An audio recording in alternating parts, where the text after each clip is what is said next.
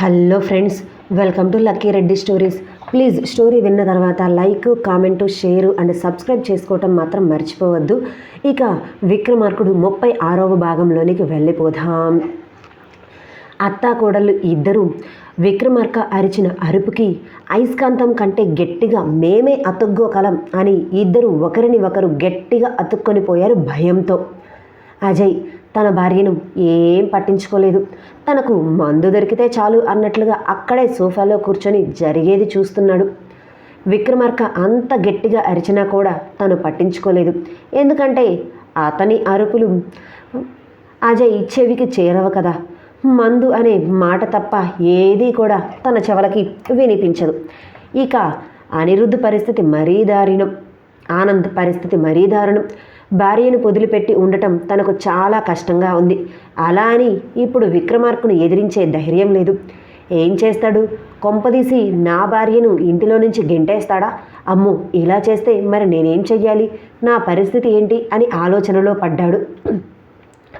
మూర్తి గజగజ వణుకుతూ తన చేతిలో ఉన్న అత్తాకోడల ఇద్దరి బ్యాగ్స్ పట్టుకొని విక్రమార్కను ఆ బ్యాగ్స్ ఏం చెయ్యాలి అని అడగాలి అన్నా కూడా నోరు తెరవటానికి ధైర్యం సరిపోక తలదించుకొని భయంగా నిలబడిపోయాడు. ఇల్లంతా నిశ్శబ్దం. గుండు సూది కింద పడ్డా కూడా ఆటం బాంబు వేసినంత సౌండ్ వస్తుందేమో, అంత పిన్ డ్రాప్ సైలెంట్గా ఉంది. ఆ నిశ్శబ్దంలో నుంచి సూర్యకిరణాలు భూమి మీదకు చీల్చుకొని వచ్చినట్లుగా వచ్చింది విక్రమార్క కంఠం. ఏంటి మూర్తి, ఇంకా ఆలోచిస్తున్నావు? ఈ లగేజ్ తీసుకెళ్ళి మన ఇంటి ఎంట్రన్స్ మెయిన్ గేట్ బయట పెట్టు. ఆ లగేజ్ ఎవరిదో తెలుసు కదా, వాళ్ళు కూడా అక్కడే ఉంటారు కొన్ని క్షణాల్లోనే అని గంభీరంగా అన్నాడు విక్రమార్క. ఇక అత్తాకోడల ఇద్దరికి ఫ్యూచర్ ఏంటి అనేది పిక్చర్ క్లియర్గా అర్థమైపోయింది. తన ఇంటి నుంచి బయటకు వెళ్ళి పొమ్మంటున్నాడు అని మూర్తి ఓకే సార్ అని తల ఊపి ఒక అడుగు ముందుకు వేస్తే అత్తాకోడలు ఇద్దరు అంత భయంలో కూడా ఎక్కడ ఇంటి నుంచి బయటకు వెళ్లాల్సి వస్తుంది ఏమో అని కోపంగా మూర్తిని చూడటంతో వాళ్ళ చూపుని చూసి భయపడి ఆగిపోయాడు మూర్తి. ఏంటి మూర్తి, ఆగిపోయావు? వెళ్ళు అని వెనక నుంచి విక్రమార్క గట్టిగా అరవటంతో అది ఏమీ లేదు సార్ అంటూ భయంగా తనకే తెలియకుండా ఊపి అడుగు ముందుకు వేశాడు. ఇప్పుడు తమని ఇంటిలో కాపాడటానికి ఎవరు ఉన్నారు అని అనుకున్న వాళ్ళకి ఆ ఇంటిలో తాతగారు ఒక్కరే తమల్ని కాపాడగలిగే ధైర్యం చెయ్యగలరు అని అర్థం చేసుకొని మామయ్య అని ఒకరు, తాతయ్య అని ఒకరు, అలా ఇద్దరూ కూడా తాతగారి కాళ్ళ మీద పడ్డారు. ఆయన ఒక అడుగు వెనక్కి వేసి విక్రమార్క వైపు చూస్తే కనీసం వాళ్ళ వైపు కూడా చూడకుండా చేతులు రెండు వెనక్కి పెట్టుకొని స్ట్రైట్గా చూస్తున్నాడు. మామయ్య గారు ప్లీజ్, ఇప్పుడు మీరు తప్ప మమ్మల్ని ఎవ్వరూ కాపాడలేరు అని రాగిని అంటే, మామయ్య నేను ఈ ఇంటి నుంచి వెళ్ళిపోతే పాపం యశ్వంత్ చిన్న పిల్లవాడు, వాడికి తల్లి అవసరం చాలా ఉంటుంది అని అనటంతో ఆనంది అన్న మాటకి కరగవలసి వచ్చింది. యశ్వంత్ భవిష్యత్తు గురించి ఆలోచించిన తాతగారు మనసులో అవును ఇప్పుడు వీళ్ళు బయటకు పోతే ఎలా అని అనుకుంటూ దూరం నుంచి ఆనంద్ కూడా ప్లీజ్ తాతయ్య నా భార్యను బయటకు పంపించొద్దు అని విక్రమార్కకు చెప్పండి అని కళ్ళతోనే రిక్వెస్ట్ చేశాడు. ధైర్యంగా ముందుకు వచ్చి మాట్లాడలేక ఇంటిలోని లేడీస్ని బయటకు పంపించే కుసంస్కారం లేని ఆయన సరే అన్నట్లుగా వాళ్ళకి అభయహస్తం ఇచ్చి విక్రమార్క అని నిదానంగా పిలిచారు. విక్రమార్క చాలా కోపంగా తన ఫేస్ని టర్న్ చేశాడు. అంతే, ఆ చూపుకి భయపడి దడిచి తాతయ్య కూడా ఒక అడుగు వెనక్కి వేయాల్సి వచ్చారు. ఆ చూపులలోని తీవ్రత ఆ స్థాయిలో ఉంది. మరి వాళ్ళిద్దరినీ చూసి కర్మరా బాబు అని తల కొట్టుకుంటూ చేసే పెంటంతా చేస్తారు. ఇప్పుడేమో వెనక దాక్కుంటున్నారు. అందితే జుట్టు, అందకపోతే కాలు, ఎలాగైనా వెళ్తారు ఈ అత్తాకోడళ్ళు అని ఒకసారి తల విదిలించుకొని నేను చెప్పేది ఒకసారి వినరా, అప్పుడు నీ నిర్ణయం తీసుకో అని అన్నారు తాతగారు. మీరేం చెప్పినా సరే ఇప్పుడు నేను వినను. ఈ ఇంటిలో నా రూల్స్ మాత్రమే ఫాలో అవ్వాలి. కాదు అని అతిక్రమిస్తే ఏం జరుగుతుందో తెలియాలి కదా. ఒక్కసారి ఇలానే సైలెంట్గా ఉంటే ఇంకొకసారి నా నెత్తిని ఎక్కి కూర్చుంటారు ఈ ఆడవాళ్ళు అని అన్నాడు. అబ్బా, వీడి మూర్ఖత్వం వీడిదే కానీ పక్కన వాళ్ళు చెప్పేది పట్టించుకోడు అని అనుకున్న తాతగారు ఈ ఇంటిలో పెద్దవాడిగా నాకు గౌరవం ఉంది కదా, ఈ ఒక్కసారికి నా మాట విని వాళ్ళని వదిలేయి అని అనటంతో, సారీ తాతయ్య, నేను ఒక్కసారి నిర్ణయం తీసుకున్నాను అంటే ఇక ఎవ్వరి మాట వినను, మీ మాట కూడా వినను, ఖచ్చితంగా వాళ్ళకి ఈ శిక్ష పడవలసిందే అని అన్నాడు. ఇక నేనేమీ చెయ్యలేను అన్నట్లుగా తాతగారు అత్తాకోడలిద్దరి వైపు చూస్తే, మీరే మమ్మల్ని కాపాడాలి మామయ్య గారు, తాతయ్య గారు అంటూ ఇద్దరు తాతయ్య కాళ్ళ మీద పడ్డారు వదిలిపెట్టకుండా. విక్రమార్క జరిగేది అన్నీ గమనిస్తూనే ఉన్నాడు, కానీ పట్టించుకోలేదు. తాతయ్య వెంటనే 2 అడుగులు వెనక్కి వేసి, ఏదో ఒకటి చేస్తాను కానీ లేండమ్మా అని వాళ్ళతో చెప్పి, విక్రమార్క, ఈ ఒక్కసారికి నేను చెప్పిన మాట విను, వాళ్ళు చేసింది ఫస్ట్ మిస్టేక్గా వదిలే, ఇన్ని సంవత్సరాల్లో ఎప్పుడూ కూడా ఇలాంటి మిస్టేక్ జరగలేదు కదా, ఏదో తెలియక పొరపాటు చేశారు, నేను మీ తాతయ్యగా గౌరవం అభిమానం ఉంటే వదిలే అని సీరియస్గా చెప్పటంతో తాతయ్యని కోపంగా చూసి అప్పుడే లగేజ్తో సహా ఇంటి నుంచి అడుగు బయట పెడుతున్న మూర్తిని చూసి, మూర్తి అని పిలిచాడు. మూర్తి మరలా ఇప్పుడు ఏం ఫిట్టింగ్ పెడతాడో ఈ సార్ గారు అని మనసులో అనుకుంటూ వెనక్కి తిరిగాడు.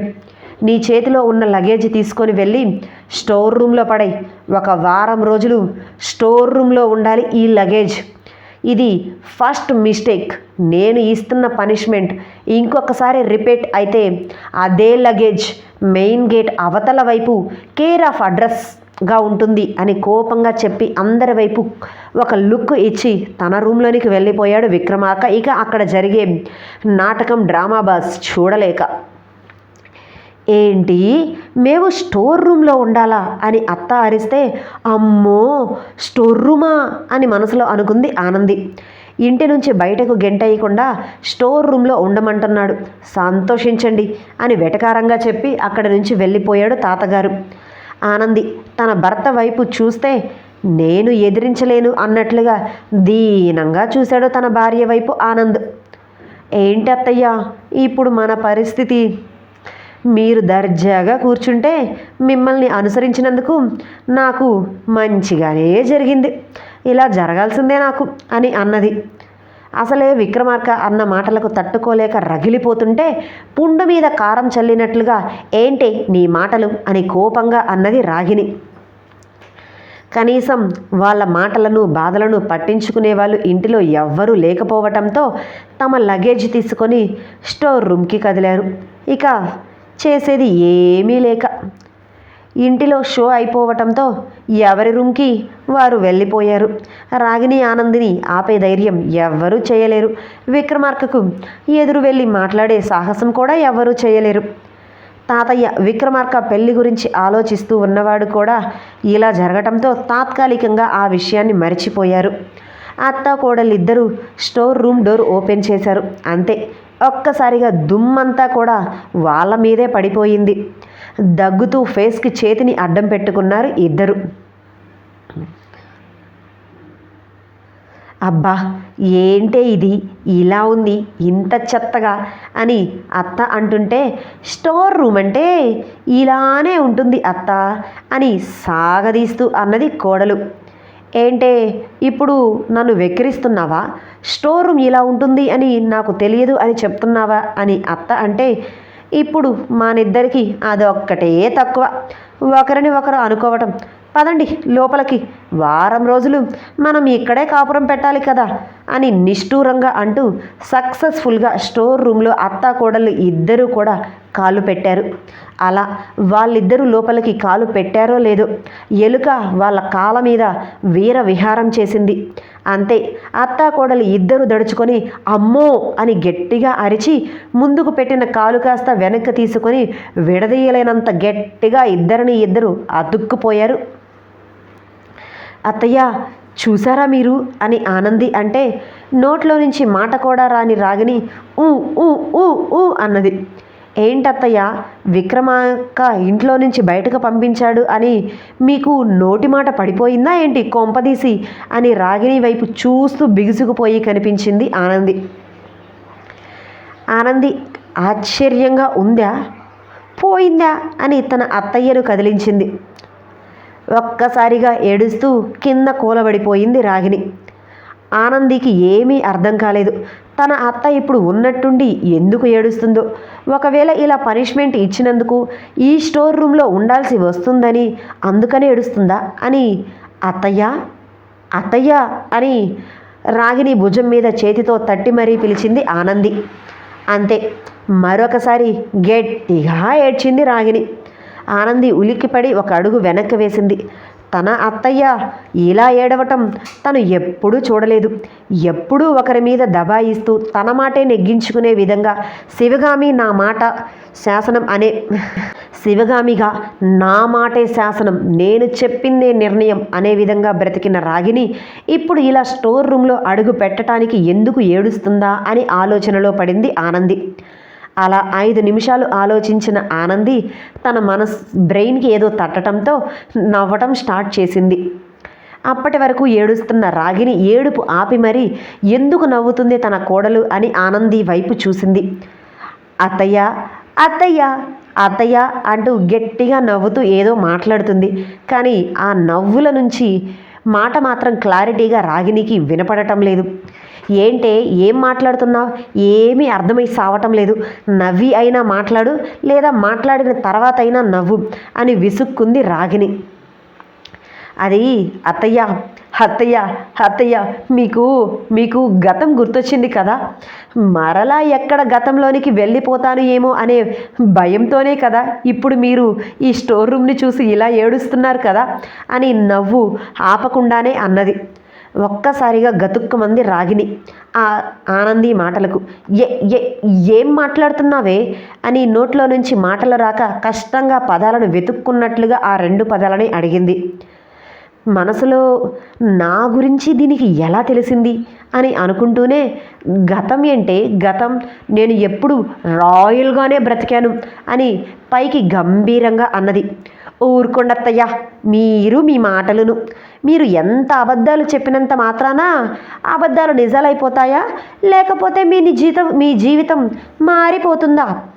ఏదో మామయ్యను పెళ్లి చేసుకొని కాదు మామయ్యను బుట్టలో వేసుకొని ఇంటికి వచ్చిన తరువాత మా అసలు అత్తయ్యకు నోట్లో నాలుక లేక మీరు చెప్పినట్లుగా విన్నది. కానీ లేదంటే మీ పరిస్థితి ఈ స్టోర్ రూమ్ కంటే దారుణంగా ఉండేది కదా అని నవ్వుతూ అన్నది ఆనంది.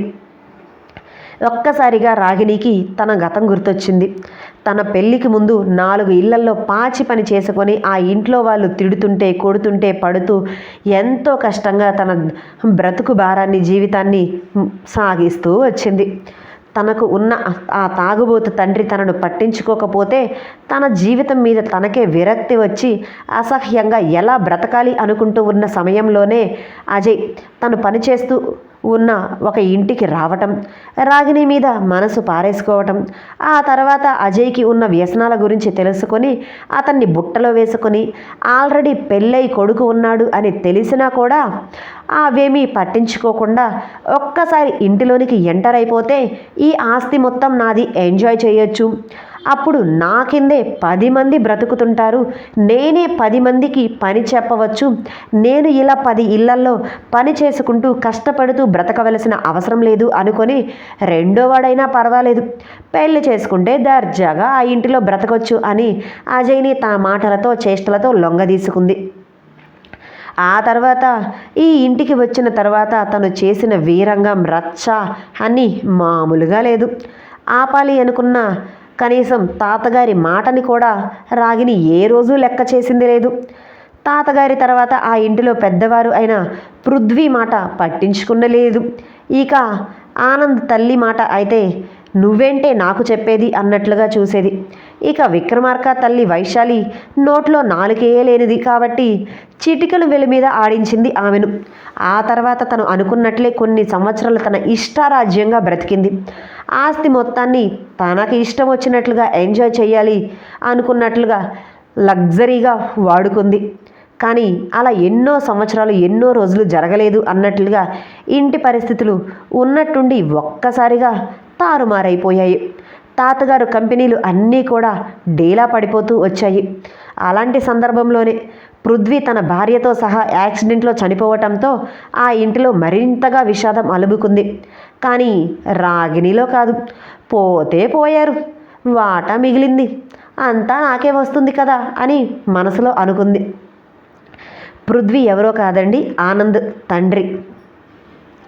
అలా వ్యాపారం డీలా పడుతున్నా, నష్టాల్లోనికి వెళుతున్నా అవి ఏమీ పట్టించుకోకుండా తనకు కావలసిన రకంగా ఎంజాయ్ చేస్తూనే ఉంటుంది రాగిణి. తనకు కావలసినంత డబ్బు అజయ్ చేతుల్లో నుంచి తీసుకుంటూనే ఉంది. మధ్యలో తన ఎంజాయ్మెంట్కి అడ్డుగా ఉన్న విక్రమార్కని కూడా ఇంటి నుంచి బయటకు పంపించేసింది తన ప్లాన్లో భాగంగా. తనకు అడ్డు అదుపు లేకుండా పోయింది. ఇక తనకు ఎదురు తిరిగి మాట్లాడే వాళ్ళు ఆ ఇంటిలో ఎవ్వరూ లేరు. ఆమె రాగిణి నోటికి ఎదిరించి మాట్లాడే సాహసం కూడా ఎవరూ చేయలేకపోతున్నారు. అలా ఎంతో హ్యాపీగా సాగుతున్న తన జీవితంలోనికి బయటకు వెళ్ళిపోయిన విక్రమార్క మరలా ఇంటి లోపలికి ఎంటర్ అవ్వటంతోనే తన సంతోషాలన్నిటికీ అడ్డుకట్ట వేసినట్లుగా అయ్యింది. అయినా కూడా తన ఎంజాయ్మెంట్కి ఏమీ ఆగలేదు. డబ్బు వస్తూనే ఉంది, కానీ ఆ డబ్బు ఇప్పుడు తనకు సరిపోవటం లేదు, అంతే.